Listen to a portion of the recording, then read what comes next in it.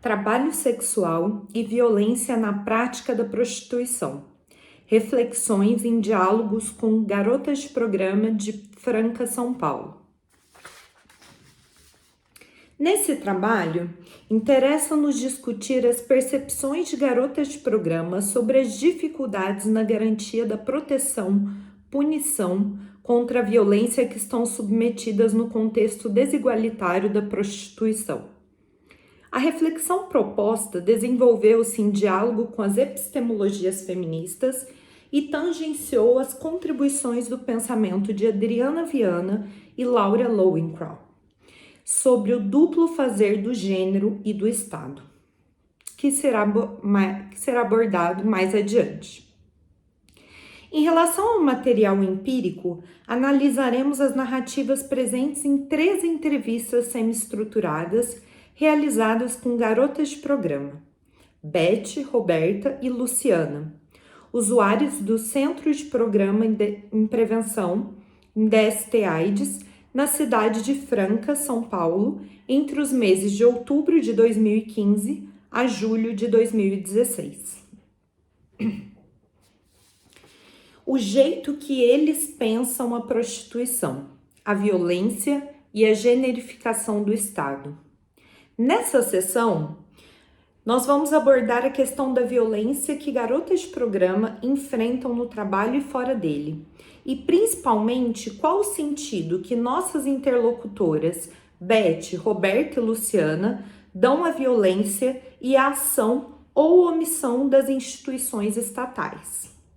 Ainda argumentaremos que a violência narrada por elas pode ser lida como efeito da generificação do Estado, que se distribui em representações, atos e práticas em torno da prostituição e da violência sexual.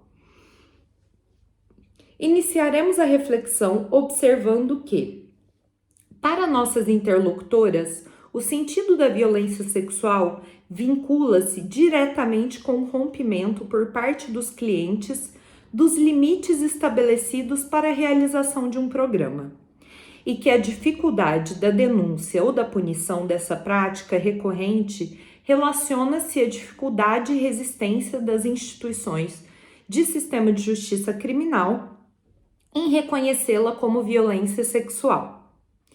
Beth conta sobre a dificuldade de policiais entenderem as narrativas de prostitutas sobre a violência sexual. Um dia, disse que foram à delegacia dar notícia de um caso de estupro e eles já perguntaram: estuprada em quê?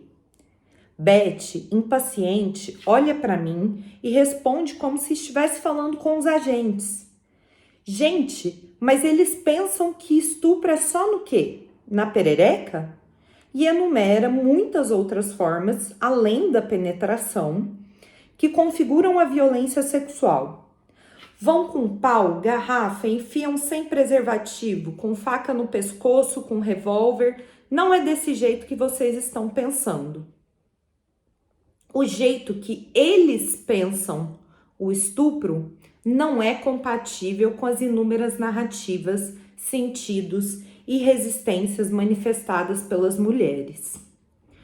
No mesmo sentido, Luciana narra que, no caso em que seu cliente a agrediu e tentou sexo à força, sem proteção, preferiu não acionar nenhuma instituição, porque sua amiga disse que não ia resolver.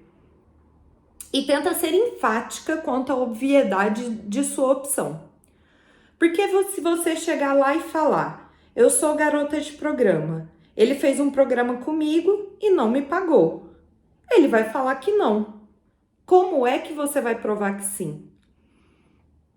Rita Laura Segato, sobre o tratamento jurídico dado ao crime de estupro no Brasil e a dificuldade de denúncias de violência feitas pelas prostitutas, assinala os casos, por exemplo, de clientes que retiram o preservativo sem consentimento prévio da trabalhadora do sexo, resistem ao pagamento, como relatado por Luciana, ou impõem práticas não acordadas na contratação do serviço. Ainda não são reconhecidas pelas instituições jurídicas como estupro ou violação. Ainda marca a narrativa de nossas interlocutoras o não reconhecimento da prostituição como um trabalho, como outro elemento que justificaria o tratamento que garotas de programa recebem das instituições de justiça criminal. A esse respeito, Beth, ao relatar a falta de proteção institucional, entende que o descaso com as prostitutas se vincula à visão que os agentes têm da profissão. Falam que o que fazem é vadiagem. Nas suas palavras, às vezes tem cliente que te oferece R$100 na noite, mas é rapidinho e você vai. Mas aquele que te oferece muito, você não sabe se vai receber. E quanto à polícia, tem uma vantagem e uma desvantagem. Ela não te dá proteção. Para garota de programa, não dá. Isso acontece da mulher me tirar do carro e me fazer voltar, a gente parar em delegacia, essas coisas, mas várias garotas de programa que já foram estupradas, a gente chama a polícia e eles falam que o que a gente está fazendo é vadiagem. Mas não é isso, a gente não bate na porta de ninguém, eles é que vêm atrás.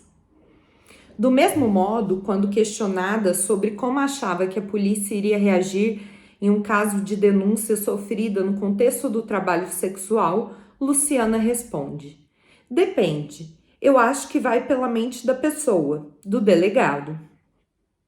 Porque eu acho que foi um abuso dele, uma falta de respeito comigo fazer isso, porque é meu serviço. Tem gente que não vê como um serviço. Que serviço o quê? Que você está indo trabalhar o quê? Isso é trabalho de gente? Tem muita gente que fala isso. Até pessoas da minha família mesmo já falaram isso para mim. Isso não é um trabalho. Que trabalho? De onde você ouviu falar que isso é um trabalho? E eu acho que depende da mente. É muito preconceito, eu acho. Que poderia ali na hora eu resolver e não resolvesse nada.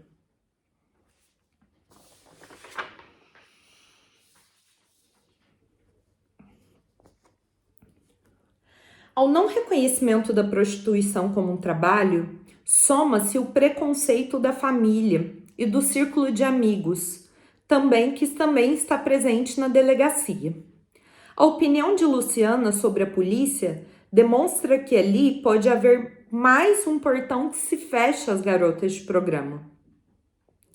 E as suas reivindicações devido à forte discriminação que se perpetua contra as trabalhadoras dentro das instituições.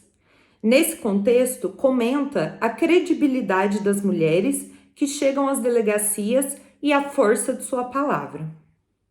Não sei, acho que se tivesse fácil e provado que ele não me pagou, mas ele poderia negar que não fez o programa comigo. Como ele falou, eu falei. Vou chamar a polícia para você. Ele. Então chama. Tem prova que tive relação com você? E se eu falar que não tive? E realmente, como vai provar? Eu acho que não teria força o relato. Pelo motivo de eu ser uma garota de programa. Acho que não. Depende.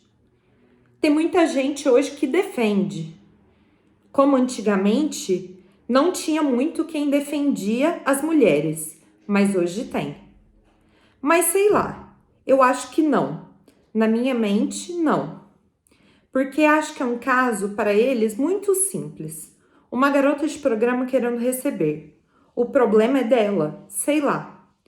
Por isso que eu não quis fazer.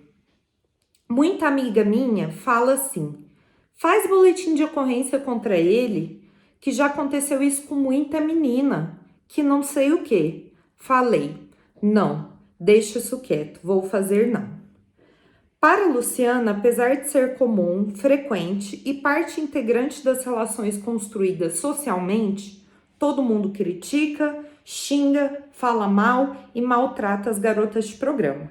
Ainda, de acordo com Luciana, isso acontece muito pelo preconceito, que as atinge por meio da violência moral, física, sexual e institucional.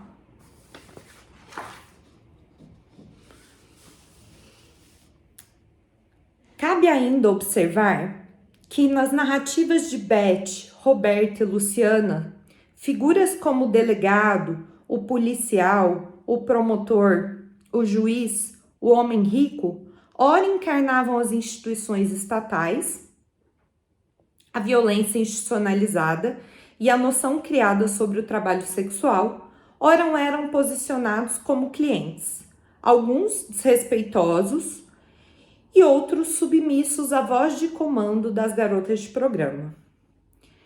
As suas habilidades para entrar na mente e conduzir as situações. Nas palavras de Roberta, uma das interlocutoras do trabalho, o próprio delegado, que tem preconceito na delegacia, é o que vem aqui no puteiro. Aqui ele não tem preconceito. Aí na hora que ele vai lá, na delegacia, ele tem. Muitas mulheres não procuram uma delegacia e não é só por medo. É por causa de tipo assim, o que é que eu vou fazer lá?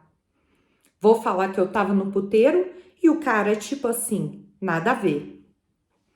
Essas narrativas exigem um olhar crítico sobre os modos de o Estado produzir, afetar, confeccionar relações, representações e performances de gênero. E, ao mesmo tempo, sobre os modos de o gênero materializar e compor o próprio Estado. Ou seja, exige compreender a relação entre gênero e Estado como dinâmica mutuamente produtiva. Ou, nos termos de Adriana Viana e Laura Lauenkron, como um duplo fazer do gênero e do Estado.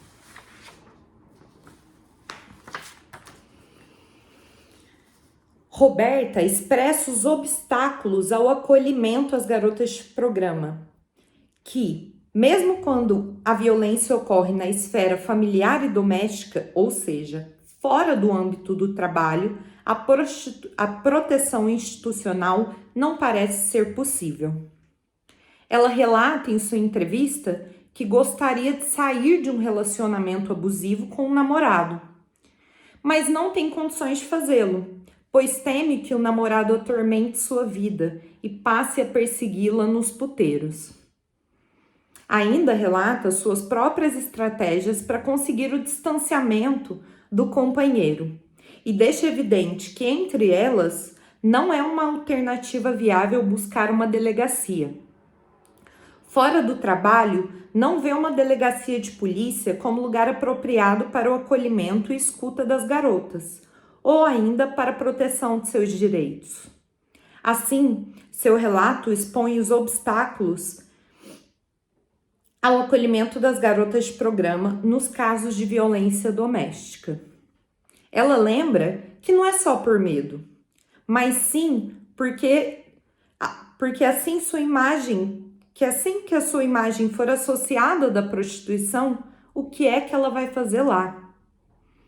Sabe que não será escutada e parece mais prudente privar-se das violências e do preconceito que pode experimentar ali. O próprio delegado que vai no puteiro é o que pode recebê-la e discriminá-la dentro da instituição. Ou ainda, é o local onde pode se deparar com figuras como a do agente policial que foi seu cliente e rompeu com as regras acordadas em seu trabalho.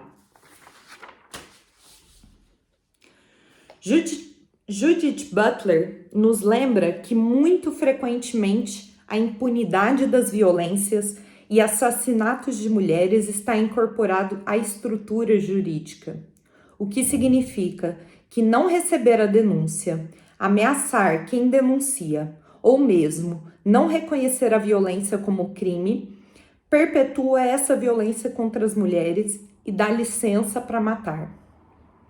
Nesse caso, é preciso situar as violências narradas por Beth, Roberta e Luciana no próprio ato, mas também, como assevera Butler, é preciso visualizá-la na sequência de recusas jurídicas, como a da instituição policial, em reconhecer, investigar e punir as violências e mortes de garotas de programa.